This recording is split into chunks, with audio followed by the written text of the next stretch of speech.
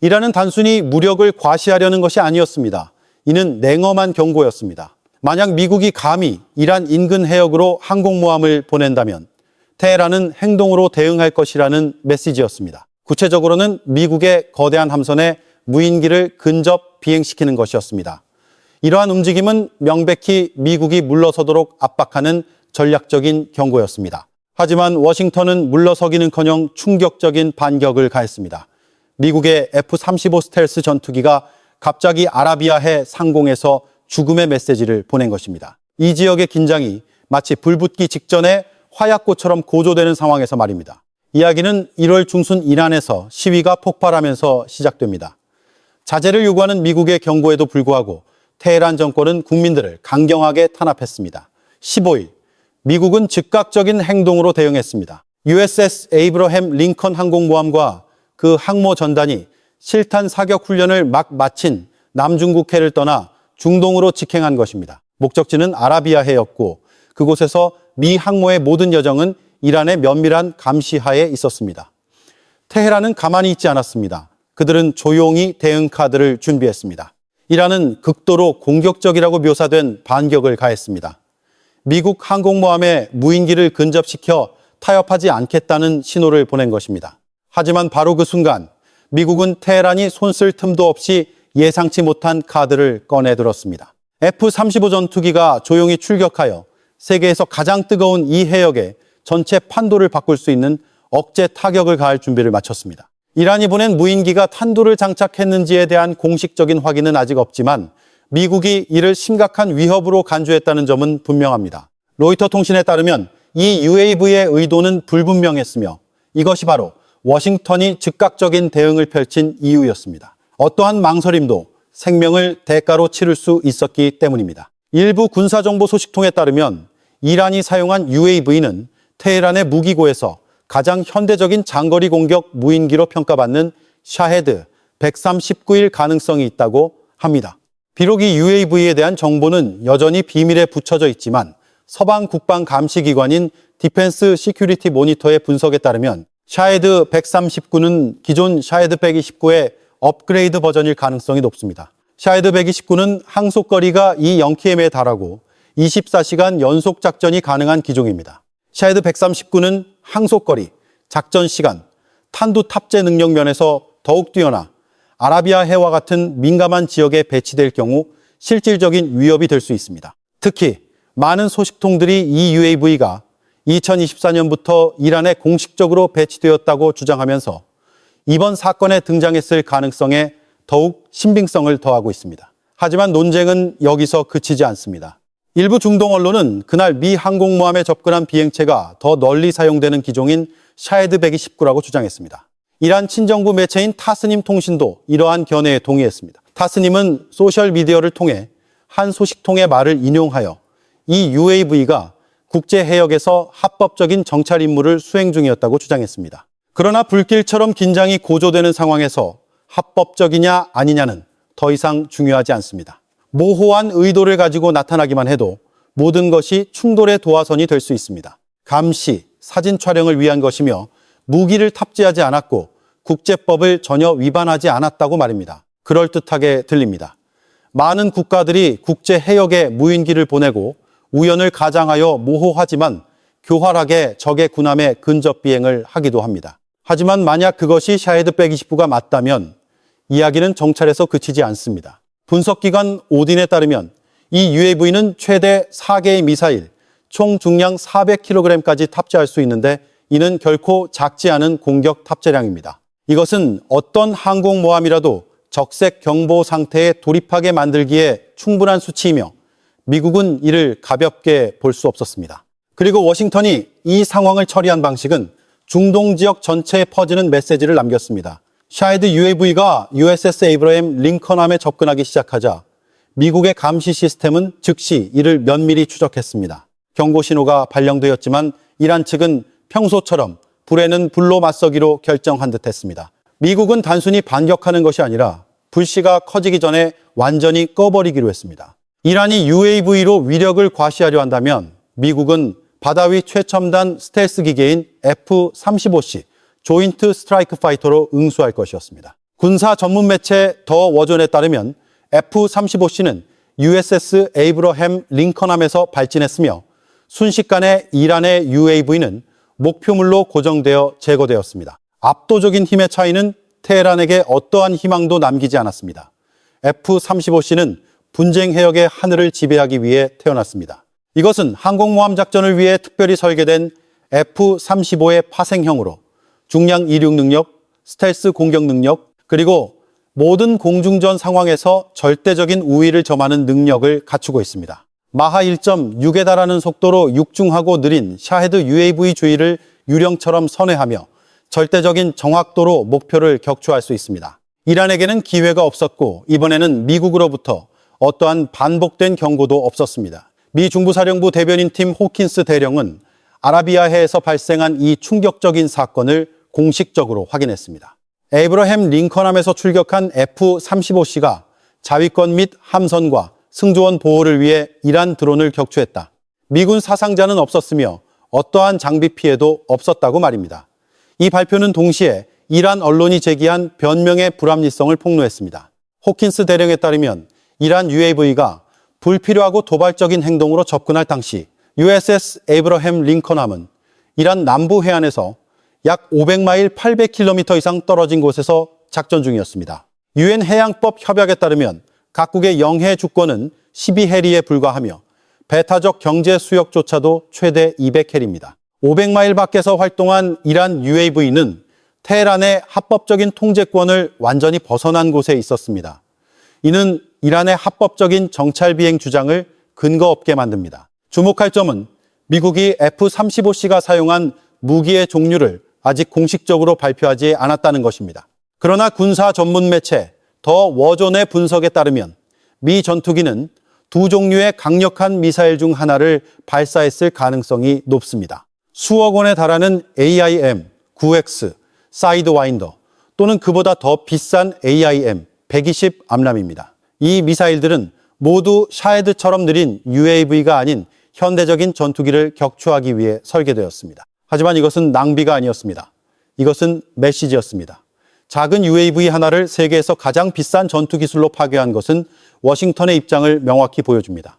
아무리 작은 침범 행위라도 압도적인 힘으로 분쇄될 것이라는 것입니다. 그리고 필요하다면 미국은 함선 한 뼘, 해군 한 명의 생명을 온전히 지키기 위해 수십억 달러짜리 무기고를 사용할 준비가 되어 있다는 것입니다. 세계 최첨단 F-35C 조인트 스트라이크 파이터 한 대를 하늘로 띄워 이란의 UAV 한 대를 격추한 것은 분명히 일반적인 계산을 뛰어넘는 행동입니다. 군사계에서는 이것을 헤비급 권투 선수가 힘없는 상대를 향해 마무리 일격을 날리는 것과 다름없이 봅니다. 하지만 바로 그것이 핵심이었습니다. 미국은 단순히 UAV를 파괴하고 싶었던 것이 아니라 결코 오해할 수 없는 경고를 보내고 싶었던 것입니다. 매우 높은 가능성으로 미군 조종사는 목표물을 격추하기 위해 F-35C 동체 하부에 장착된 25mm 좌우 22A 회전식 기관포 사격 속도 181, 202 10발 연사를 사용했을 수도 있습니다. 수백만 달러짜리 미사일을 사용하지 않았다고 해서 위협 수준이 낮아지는 것은 아닙니다. F-35C의 존재 자체가 이미 충분히 강력한 억제 수단이기 때문입니다. 미국은 허락 없이 가장 강력한 수단으로 어떤 UAV라도 요격할 수 있습니다. 물론 이란의 UAV가 미국에 의해 처리된 것은 이번이 처음은 아닙니다. 2019년 이란 드론 한 대가 특수 드론 대응 차량에 장착된 레이저 방어 시스템 DEW에 의해 USS 복서함 근처에서 파괴된 적이 있습니다. 하지만 미국이 대응을 위해 5세대 전투기를 배치한 것은 이번이 처음이며 이는 선언 없이 이루어진 전술적 단계 격상이었습니다. 전문가 맥스 애프터버너는 이것이 단순히 목표물을 파괴하는 행위가 아니라 미국이 이란의 UAV에 대응할 다양한 수단을 가지고 있다는 분명한 메시지라고 평가했습니다. F-35C와 같은 직접 타격부터 EA-18G, 그라울러, 전자전기처럼 드론의 방향을 잃게 만들어 발포 없이 원격으로 완전히 무력화시키는 전자전까지 말입니다. 3일에 있었던 사건은 더 큰 그림의 일부에 불과했습니다. 관측통에 따르면 이란은 미국의 반응을 시험하고 레드라인을 탐색하고 있었으며 그들이 받은 답변은 공중에서의 가혹한 반격이었습니다. 이란은 사건 이후 긴장을 완화하려는 조짐을 보였지만 모든 것이 끝난 것은 아니었습니다. 같은 3일 테헤란은 전략적으로 매우 중요한 해역인 호르무즈 해협에서 또 다른 무력 시위를 벌였습니다. 하지만 결과는 예상과 달랐습니다. UAV가 격추되고 위력 과시가 실패한 후 이란은 모든 면에서 전술적으로나 심리적으로나 패배했다는 사실에 직면했습니다. 전 세계 에너지의 혈맥인 호르무즈 해협은 다시 한번 위험한 대치의 중심이 되었습니다.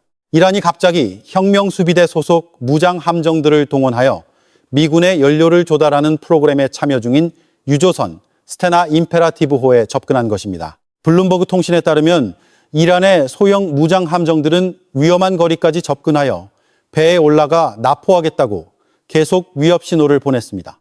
이 행동은 단순한 괴롭힘이 아니라 국제 무역과 에너지 안보에 매우 중요한 이 해역에서 미국의 반응을 시험하려는 공개적인 도발이었습니다. 스테나 임페라티브호는 평범한 민간 선박이 아니었습니다. 이 배가 미군 군수 지원망에 참여하고 있다는 사실은 만약 이란이 실제로 이 배를 납포했다면 상황을 수위를 넘어서게 만들었을 것입니다.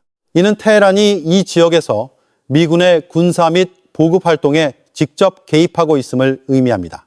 호르무즈 해협은 매일 수백만 배럴의 원유가 통과하는 곳으로 어떤 국지적 충돌이라도 전 세계적인 변동을 일으킬 수 있는 곳입니다. 따라서 이란의 움직임은 미국의 군사적 우위에 도전하는 동시에 테헤란이 이 전략적 해상 항로를 교란할 준비가 되어 있다는 신호를 보낸 것으로 분석됩니다. 그러나 경무장 고속정을 이용해 미군 보급 프로그램에 속한 거대 유조선에 접근하는 것은 무모하고 비전략적인 행보로 여겨집니다. 어떤 사소한 실수라도 직접적인 군사적 충돌로 이어질 수 있으며 이는 걸프만 전체를 위기 상황으로 몰아넣을 수 있는 일이었습니다. 문제는 그들이 배를 납포했느냐 아니냐가 아닙니다.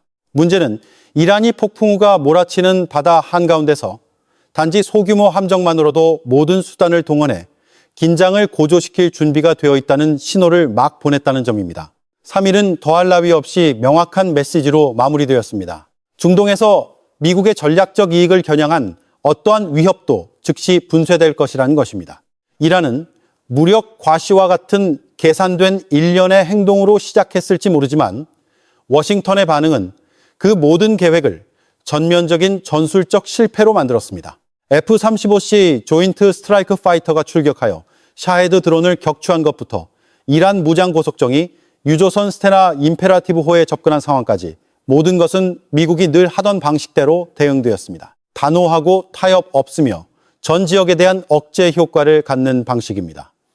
UAV 사건 직후 미국은 무선 경고나 외교에만 그치지 않았습니다.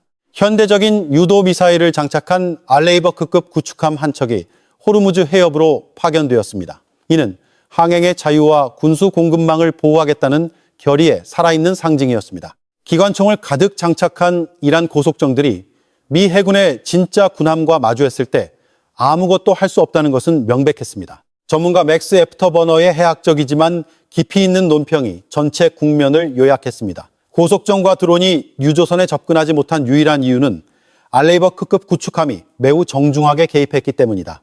그는 비꼬는 투로 덧붙였습니다. 아마 미 해군이 이렇게 말했을 겁니다. 이란 고속정 여러분, 항로를 변경해 주시겠습니까? 그러지 않으면 우리 친구와 만나게 될 겁니다. 30mm 기관포 말이죠. 하루에 2번의 충돌, 그리고 2번 모두 같은 결말로 끝났습니다.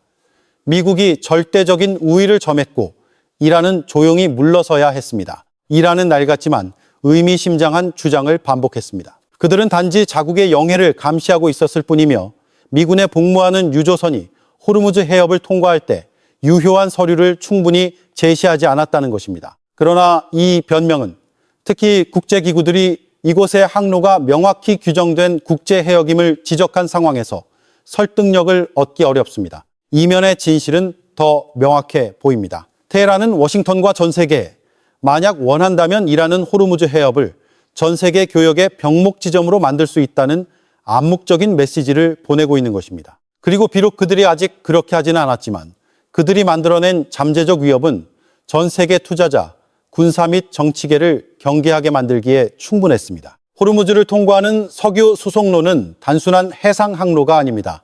이것은 지구의 에너지 동맥입니다. 미국 에너지정보청에 따르면 2025년 6월 한 달 동안에만 매일 2억만 배럴의 석유가 이 항로를 통과했으며 이는 전 세계 액체 석유 수요의 20%에 해당합니다. 호르무즈에서의 작은 사고 하나가 몇 시간 안에 전 세계 시장을 뒤흔들 수 있습니다. BBC 또한 가장 좁은 구간에서 호르무즈 해협이 이란과 오만의 영해 내에 완전히 위치한다고 지적한 바 있습니다. 테헤란은 이 이점을 잘 알고 있습니다. 그들은 대규모 병력을 배치할 필요가 없습니다. 단 몇 척의 고속정, 기습 공격 잠수함 부대, 심지어는 은밀하게 설치된 몇 개의 기뢰만으로도 상선들을 위축시키고 수송로를 일시적으로 마비시키기에 충분합니다. 문제는 이란이 그것을 할 수 있느냐가 아닙니다. 문제는 그들이 언제든지 할 수 있다는 것을 증명하고 싶어 한다는 점입니다. 그리고 2월 3일의 사건은 바로 우리는 원하면 소란을 피울 수 있다는 행동으로 보여준 경고였습니다. 하지만 전략적인 안개 속의 질문은 여전히 남아 있습니다. 이란은 미국의 반응이 지체 없이 협상 없이 즉각적으로 올 것이라는 것을 확실히 알면서도 그 도화선에 불을 붙일 용기가 있을까요? 테헤란의 UAV 항공모함 접근부터 무장 고속정의 미 유조선 위협까지 일련의 도발 행위 이후 미국이 과연 반격할 것인가라는 질문이 제기됩니다. 2025년 여름에 밤의 망치와 같은 작전이 재현될까요? 적어도 현 시점에서의 대답은 아니옵니다. 하지만 반격하지 않는 것이 나약함을 의미하지는 않습니다. 폭스뉴스와의 인터뷰에서 백악관 캐롤라인 레빗 대변인은 USS 에이브러햄 링컨 관련 사건들을 확인하면서도 도널드 트럼프 대통령이 여전히 이란과의 외교적 대화를 우선시하고 있다고 강조했습니다. 명백한 증거로 스티브 워코프 특사는 이전에 긴장된 상황에도 불구하고 2월 7일이란 대표단과의 고위급 회담에 참석할 예정입니다. 그러나 레빗 대변인은 암묵적인 경고를 보내는 것을 잊지 않았습니다. 대통령은 항상 모든 옵션을 테이블 위에 올려두고 있습니다. 그리고 이란인들은 그 누구보다 그 사실을 잘 알고 있습니다. 이것은 쏘지는 않지만 조주는 하고 긴장을 고조시키지는 않지만 어둠 속에서 징벌의 카드를 준비해두는 부드러운 전략적 억제입니다. 미국은 대화 일정을 그대로 유지하면서도 항공모함 전단을 배치하고 유도미사일 구축함을 파견했으며 호르무즈 상공으로 F-35C를 띄웠습니다. 이 모든 것은 과시용이 아니라 이란에게 레드라인이 어디에 있는지를 보여주기 위한 것이었습니다. 이란은 협상 테이블에서 우위를 점하려고 노력하고 있을지 모르지만 그들이 미국의 회담 취소 가능성을 우려하고 있다는 사실은 한 가지를 보여줍니다. 테헤란은 자신들이 벼랑 끝을 걷고 있다는 것을 잘 알고 있다는 것입니다. 미국은 아직 반격하지 않았지만 총알은 이미 장전되었고 이란은 그 누구보다 그 사실을 잘 알고 있습니다. 가디언즈에 따르면 미국과 이란 간에 예정된 대화는 원래 터키에서 열릴 예정이었습니다. 하지만 테헤란이 갑자기 장소를 오만으로 변경하고 중재자 역할을 할 것으로 기대되었던 아랍 국가 그룹의 참여를 배제할 것을 요구했습니다. 처음에 이 요구는 워싱턴의 거부에 부딪혀 전체 회담이 불투명한 상태에 빠졌습니다. 그러나 관련된 아랍 국가들의 설득 노력 끝에 백악관은 마침내 양보하여 장소를 오만으로 변경하는 데 동의했습니다. 아랍 국가들에게 이 회담은 깊은 전략적 의미를 가집니다. 왜냐하면 이것은 이란의 최근 적대 행위에 대한 논의일 뿐만 아니라 새로운 핵 프로그램 통제 협정의 길을 열 수 있기 때문입니다. 특히 제재가 강화되고 있는 상황에서는 더욱 그렇습니다. 질문은 이것입니다. 미국의 이러한 양보는 유연한 전술인가? 아니면 주도권을 잃고 있다는 신호인가? 그 답은 2월 7일 협상 테이블이 열리고 실제 계산이 드러날 때 명확해질 것입니다. 이란 측에 대해 맥스 애프터버너의 분석에 따르면 3일의 무력 시위는 전쟁의 서막을 열기 위한 것이 아니었습니다. 그것은 테헤란의 오랜 수법이었습니다. 즉, 합리적 부인 가능성을 만드는 것입니다. UAV 편대가 아닌 단 한 대만 보내고 미군 군함이 스테나 임페라티브호를 보호하기 위해 나타나자 이란 고속정들은 조용히 물러났습니다. 목적은 공격이 아니라 협상 전에 압박을 가한 다음 일부를 부인하여 긴장이 허용 한계를 넘지 않도록 하는 것이었습니다. 그것은 이란식 심리전입니다. 소란을 피우고 물러서고 의심을 심는 것입니다. 하지만 협상 테이블 반대편에서 미국은 여전히 항공모함에 F-35C를 대기시키고 호르무즈 주변의 구축함을 순찰시키며 테헤란이 선을 넘을 경우 방아쇠에 손가락을 올려놓고 있습니다. 2월 7일로 예정된 미이란 대화가 전 세계의 주목을 끄는 동안 더 심각한 문제가 이란 내부에서 들끓고 있었습니다. 바로 시위운동에 대한 탄압입니다. 도널드 트럼프 대통령이 여러 차례 넘어설 수 없는 레드라인이라고 경고했던 사안입니다. 트럼프 대통령은 처음부터 만약 이란 정권이 시위대를 처형하는 지경에 이른다면 미국은 말뿐만 아니라 실제 행동으로 명확하고 단호한 반응을 보일 것이라고 선언했습니다. 현재 처형이 이루어졌다는 공식적인 증거는 없지만 이란의 인권 상황이 급속도로 악화되고 있다는 징후에 국제사회는 깊이 우려하고 있습니다. 이는 워싱턴에 상당한 압박을 가하며 미국이 외교적 태세를 유지하면서도 필요시 군사적 개입 준비 태세를 유지하도록 만들고 있습니다. 이란은 긴장이 고조되는 가운데 양면 전략을 유지하려 하고 있습니다. 한편으로는 샤헤드 UAV부터 무장 고속정까지 군사력을 과시하며 미국의 압력에 굴복하지 않겠다는 것을 보여주려 합니다. 하지만 다른 한편으로는 갈등이 통제 불능 상태로 번지는 것을 원치 않아 협상의 문을 열어두고 있습니다. 전문가 마이크 애프터버너는 이것이 테헤란의 익숙한 책략이라고 평가했습니다. 작은 도발로 큰 메시지를 보내되 미국의 즉각적인 군사 반응을 피할 수 있을 만큼 충분히 모호하게 남겨두는 것입니다. 하지만 이번에는 상황이 달랐습니다. 트럼프 대통령은 UAV나 고속정에만 주목한 것이 아니었습니다. 그는 이란 국민에게 무슨 일이 일어나고 있는지를 면밀히 주시하고 있었고 최고 지도자 알리 하메네이는 분명한 경고를 받았습니다. 만약 스티브 워커프 특사와의 다가오는 회담에서 합의에 이르지 못한다면 그는 예상치 못한 일들에 직면하게 될 것이다.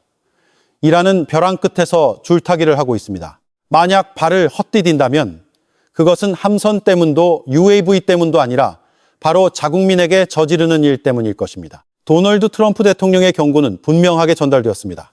만약 테헤란 정권이 시위대를 탄압하여 시민을 처형한다면 미국은 가만히 있지 않을 것이라고 말입니다. 하지만 현실은 이란 최고 지도자 알리 하메네이가 그 경고를 완전히 무시한 것처럼 보입니다. 국제 앰네스티에 따르면 수천 명의 시위대가 체포되었으며 이들이 구금시설에서 고문과 학대를 당하고 있다는 우려가 커지고 있습니다.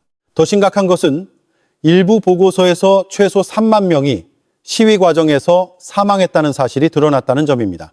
이는 충격적인 수치이며 신원 미상의 무덤에 집단 매장되었다는 혐의와 함께 제기되었습니다.